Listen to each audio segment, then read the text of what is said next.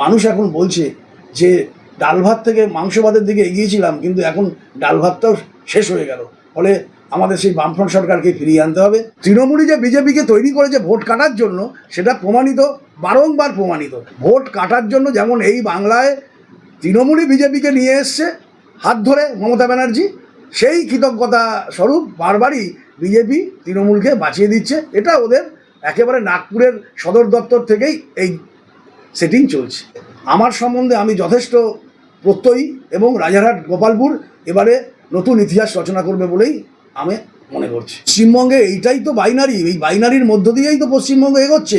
একরকমভাবে শাহ প্ররোচনা সৃষ্টি করছে, আর একরকমভাবে মমতা প্ররোচনা সৃষ্টি করছে। রুটি রুজি, শিক্ষা, বাসস্থান, এই সমস্ত রাজনীতি আজকে পেছনে চলে গেছে। রাজনীতির মূল উদ্দেশ্যই এখানে বাংলায় যা কোনোদিন ছিল না, হিন্দু মুসলমান, মন্দির মসজিদ, এটাই রাজনীতির এখন সামনের দিকে চলে এসে। এটা খুবই দুঃখের বিষয়। আজকে আমরা দেখছি যে সিন্ডিকেটের এবং তোলাবাজির যে দৌরাত্ম্য রাজারহাট গোপালপুর জুড়ে তৃণমূলের ছত্রছায়ায় হচ্ছে, তা আমাদের বন্ধ করতেই হবে। আমাদের অস্থায়ী কর্মচারীরা, দক্ষিণ দমদম পৌরসভা কি বিধাননগর কর্পোরেশনের অস্থায়ী কর্মচারীরা, এদের তৃণমূল ব্যবহার করছে, কারণ এদের মাইনে অল্প, আবার চাকরি চলে যাবার ভয়। আমাদের প্রথম কাজই থাকবে এই অস্থায়ী কর্মচারীদের স্থায়ীকরণ, আমাদের কাজের মধ্যে একটা বড় অগ্রাধিকার করে। স্যার, একেবারেই যে বিষয়টা উঠে আসছে, আপনার বিরুদ্ধে যিনি দাঁড়িয়েছেন তৃণমূল থেকে অদিতি মুন্সি এবং বিজেপির পক্ষ থেকে যিনি দাঁড়িয়েছেন তরুণ জ্যোতি তিওয়ারি, নিজেকে কতটা কনফিডেন্ট মনে হচ্ছে, কতটা লড়াই দিতে পারবেন, সাধারণ মানুষের কাছে আপনাদের যে লড়াই, যে সংগ্রাম, সেটা পৌঁছে দিতে পারবেন? রাজারহাট গোপালপুরের প্রতিটি ইঞ্চি ইঞ্চি আমার জানা। শৈশব থেকেই এই রাজারহাট গোপালপুরে আছে।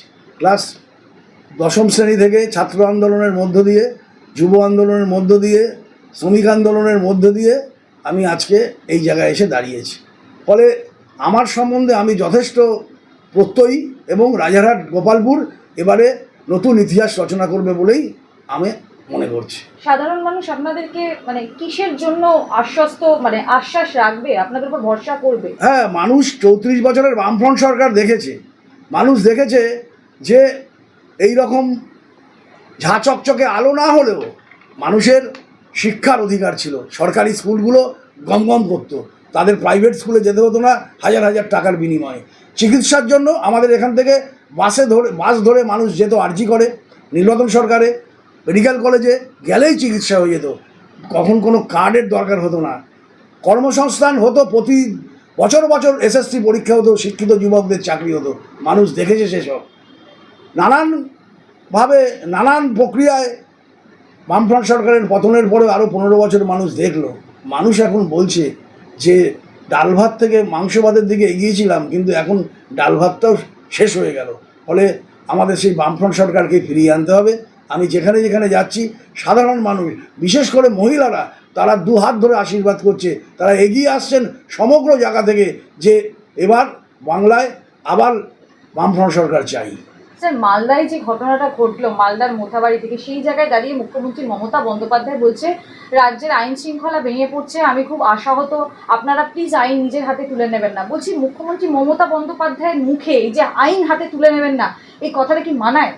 না, এ তো বারবারই এ তো পশ্চিমবঙ্গে এইটাই তো বাইনারি, এই বাইনারির মধ্য দিয়েই তো পশ্চিমবঙ্গ এগোচ্ছে।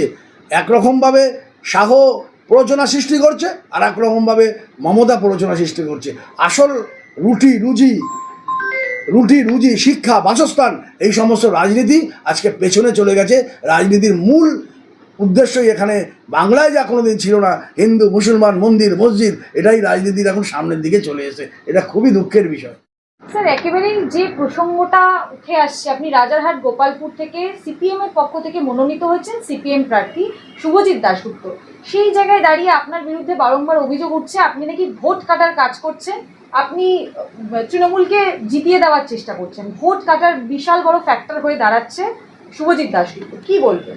আসলে যারা বলছে, মূলত বিজেপি 2016 সালে যখন বাংলায় তৃণমূলের এই অপশাসন, 5 বছরের অপশাসনই মানুষ বুঝে নিয়েছে, সেই সময় মানুষের একটা রায় তৃণমূলের বিরুদ্ধে গেছিল। বাম এবং কংগ্রেস সেই সময় 39% প্লাস ভোট পেয়েছিল, আর তৃণমূল পেয়েছিল 45%, আর বিজেপি পেয়েছিল কত, প্রায় 11%। তাহলে সেই দিন যদি বিজেপি মাঝখানে দাঁড়িয়ে ভোটটা না কাটতো, তাহলে আজকে বাংলায় আর এই অপশাসন, এই স্বৈরাচার, এই দুর্নীতি বাংলার মানুষকে দেখতে হতো না। তাহলে বোঝাই যাচ্ছে ভোট কাটুয়া, অর্থাৎ তৃণমূলই যে বিজেপিকে তৈরি করেছে ভোট কাটার জন্য, সেটা প্রমাণিত, বারংবার প্রমাণিত। লোকসভায় 2019-এ আপনি দেখুন কি রেজাল্ট হলো। তারপরে ওরা বলল যে 2021-এ সব হাফ হয়েছে, সব হবে হচ্ছে 2021-এ। আমরা দেখলাম 2021-এ বিজেপি কোথায় নেমে গেল। ফলে ভোট কাটার জন্য যেমন এই বাংলায় তৃণমূলই বিজেপিকে নিয়ে এসছে হাত ধরে মমতা ব্যানার্জি, সেই কৃতজ্ঞতা স্বরূপ বারবারই বিজেপি তৃণমূলকে বাঁচিয়ে দিচ্ছে। এটা ওদের একেবারে নাগপুরের সদর দপ্তর থেকেই এই সেটিং চলছে। একেবারেই শেষ প্রশ্ন, রাজারহাট গোপালপুর বাসী মানে সাধারণ মানুষের জন্য আপনি যদি যেতেন, আপনার গ্যারেন্টি কি থাকবে? আমরা বিভিন্ন দলের নেতা নেত্রী থেকে শুরু করে উপরতলা নিচুতলা মাঝারি সমস্ত নেতাদের তাদের শুনতে বলতে দেখি যে মানে ওয়ারেন্টি দেবো, গ্যারেন্টি দেবো। আপনার গ্যারেন্টিটা কি সাধারণ মানুষের জন্য? না, আমাদের গ্যারান্টি সবসময়ই আমরা মানুষকে নিয়েই কাজ করেছি। দেখুন, আমাদের যখন পৌরসভা ছিল, আমাদের বামফ্রন্ট সরকার আমলে আমরা ওয়ার্ড কমিটি গঠন করে মানুষকে সঙ্গে নিয়ে কাজ করতাম। আমি জিতলে এই রাজারহাট গোপালপুরের মানুষকে সঙ্গে নিয়ে কাজ করব। এবং এই রাজারহাট গোপালের সবচেয়ে বড় আজকে যে সমস্যা, যে জল নিকাশি ব্যবস্থা, মানুষ জলবন্দী হয়ে যায় একটু অল্প বৃষ্টিতেই, সেই জল নিকাশি ব্যবস্থার সমাধান করতে হবে মানুষকে সঙ্গে নিয়েই। এছাড়া নানা রকম বিষয় আছে।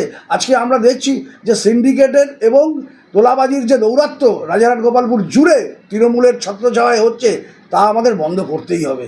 আমাদের অস্থায়ী কর্মচারীরা, দক্ষিণ দমদম পৌরসভা কি বিধাননগর কর্পোরেশনের অস্থায়ী কর্মচারীরা, এদের তৃণমূল ব্যবহার করছে, কারণ এদের মাইনে অল্প, আবার চাকরি চলে যাবার ভয়। আমাদের প্রথম কাজই থাকবে এই অস্থায়ী কর্মচারীদের স্থায়ীকরণ, আমাদের কাজের মধ্যে একটা বড় অগ্রাধিকার পাবে।